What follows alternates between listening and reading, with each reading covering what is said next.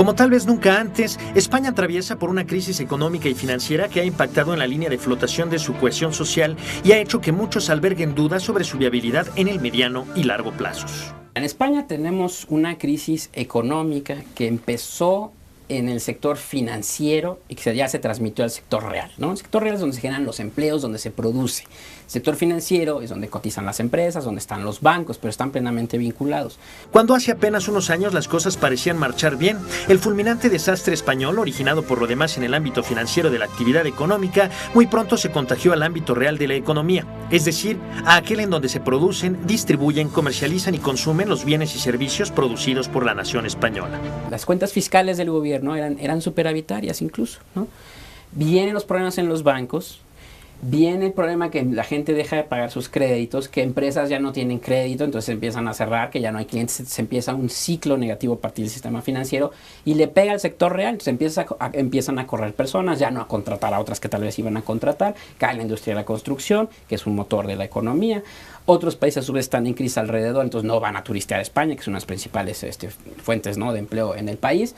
Con un desempleo que ya rebasa la escalofriante cifra del 25%, la realidad española plantea un escenario dantesco ante el que parece no haber otra alternativa que refugiarse en la ayuda exterior. Aquí la alternativa va a ser un manejo de las finanzas españolas desde fuera, ¿no? Es decir, supervisada por el Banco Central Europeo, por el Fondo Monetario Internacional, por la Junta de Comisarios de Asuntos Económicos de la Unión Europea. Y en ese sentido sí es una pérdida notable de autonomía del gobierno español para el destino de los recursos fiscales que pueda recuperar o los recursos procedentes frescos que van a venir de los organismos multilaterales.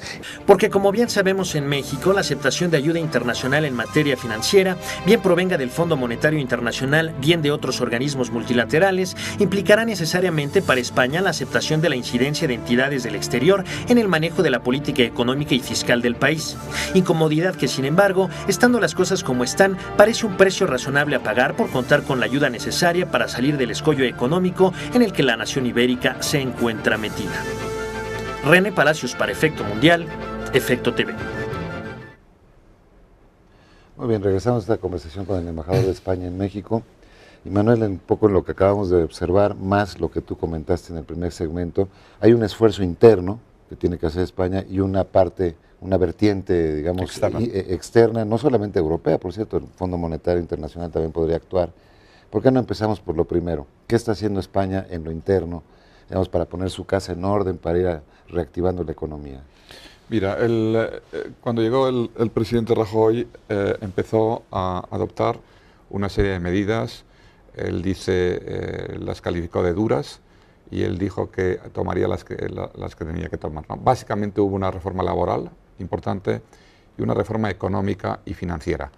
La financiera fue extraordinariamente importante. En España habría que distinguir, cuando hablamos del sistema financiero, entre bancos y cajas de ahorro, que son unas entidades, digamos, distintas y que son realmente las que han tenido problemas, ¿no? Hemos hecho un esfuerzo enorme porque para nosotros ese esfuerzo era previo a pedir cualquier ayuda fuera. Es decir, hay que empezar predicando con el ejemplo, y no le podíamos pedir a Europa que hiciera un esfuerzo con España si nosotros mismos no demostramos que estábamos dispuestos a hacerlo. O sea que las reformas están en marcha, han sido muy concretas, no han acabado. El presidente Rajoy las tiene que ir escalonando, por lo que decíamos antes. El centro de atención inicial fue en la banca. La banca, fue la banca. Hemos hecho un enorme esfuerzo de transparentar los problemas de la banca y, más que de los bancos, de las cajas de ahorro. Son dos malos manejos, malos manejos, eso hay que clarificarlo, con el intento decidido de respetar los depósitos de la gente. Eso me parece que es el objetivo fundamental, ¿no? Que los depósitos de la gente se respeten, que no se pierdan. Eso es absolutamente fundamental.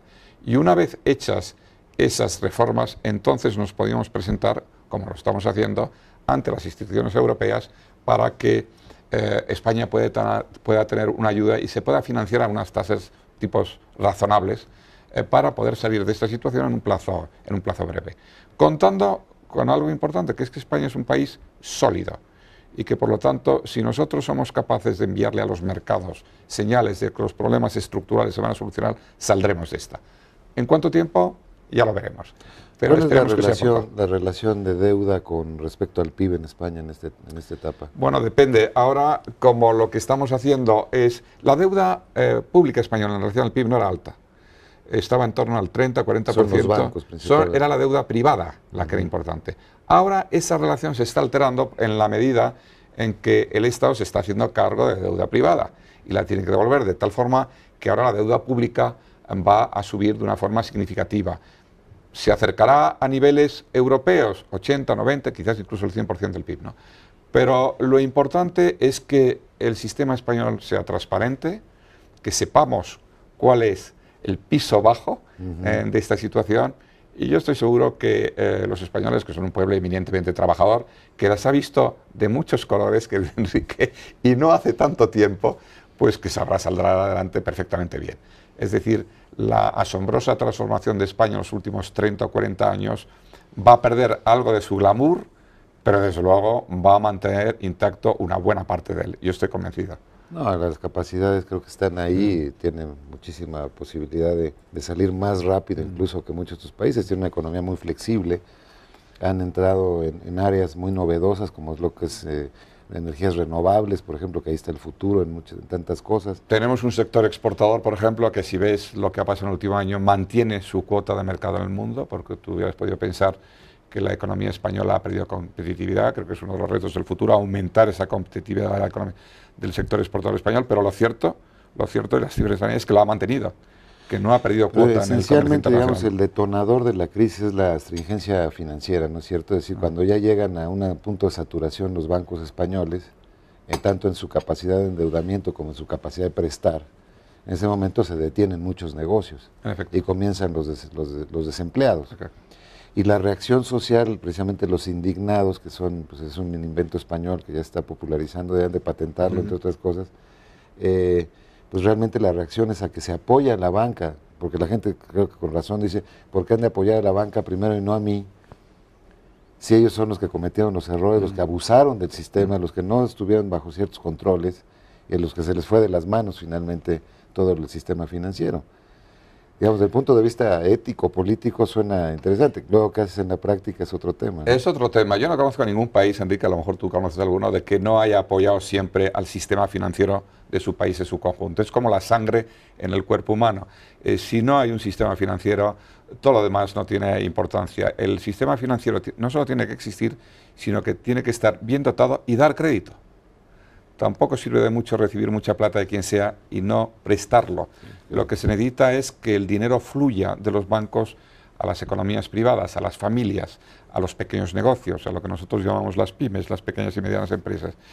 No conozco, te repito, ningún país que no haya apoyado masivamente su sistema financiero cuando llega el momento. Otra cosa es hacer una especie de autopsia de ese sistema financiero y ver por qué ha funcionado incorrectamente. Y decir, nosotros estamos dispuestos a ayudar y arreglar, pero esto no va a funcionar como antes. Y por lo tanto, hay una nueva reglamentación. Hay una reglamentación, tenemos que ver por qué nuestros bancos centrales no han ejercido su función de supervisión correctamente, tenemos que ver por qué el crédito ha fluido de una forma exagerada durante el tiempo pasado, etcétera, etcétera, ¿no? Yo creo que eso no es...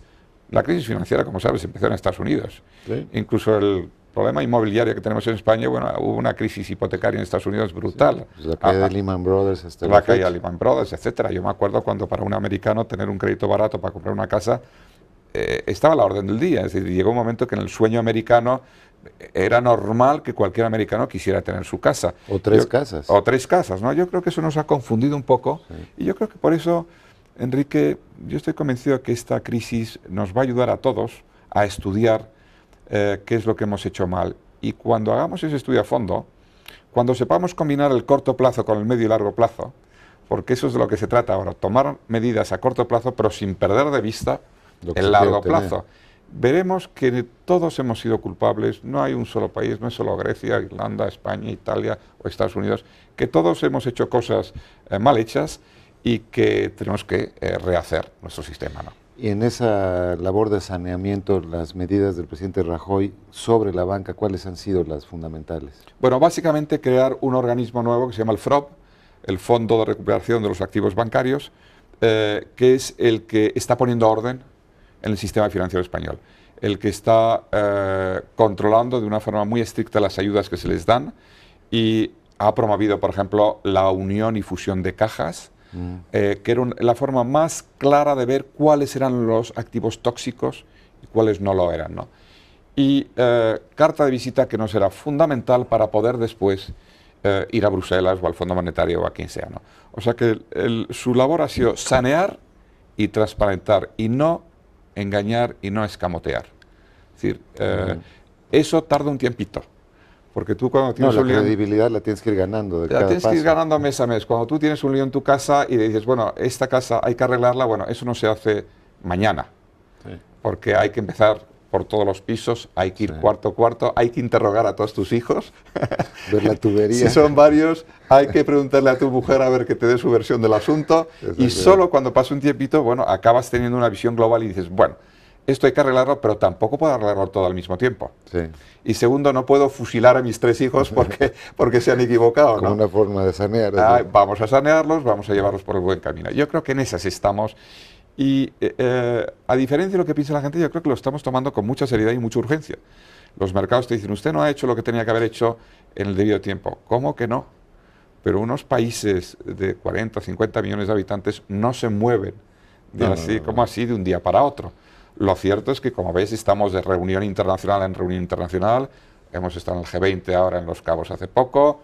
Inmediatamente después los 2 países que tienen problemas o relacionados en Europa se han reunido en Roma, como sabes. Sí. Hubo una reunión entre Alemania, Francia, Italia y España. Ahora tenemos a finales de semana, un Consejo Europeo decisivo. Sí.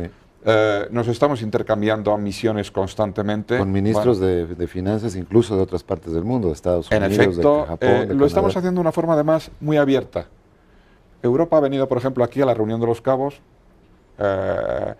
Sabíamos que iba a haber un cierto examen de lo que estaba pasando en Europa y nos hemos prestado a ello, porque no tenemos nada que ocultar y porque hay otra realidad, Enrique, que me parece incontrovertible, que estamos todos ligados, que la crisis europea puede afectar a Estados Unidos, y eso es muy importante para Estados Unidos porque están en un año electoral, y puede afectar a América Latina y puede afectar a todos lados. Es decir, y necesitamos ideas y soluciones de todos lados, ¿no? Yo creo que quizás, para mí ha sido lo más importante de esta reunión del G20 de Los Cabos, por ejemplo, el hecho de que los países son conscientes de esta tremenda interrelación y que están dispuestos a aportar ideas y soluciones de una forma abierta, y eso me parece tremendamente positivo. El mundo ya no es el que era hace 20, 30 años. ¿No? Indudablemente. Precisamente sobre este tema del G20 quiero entrar ahora. Vamos a hacer una pequeña pausa y regresamos con el tema del G20 y la participación de España. Volvemos.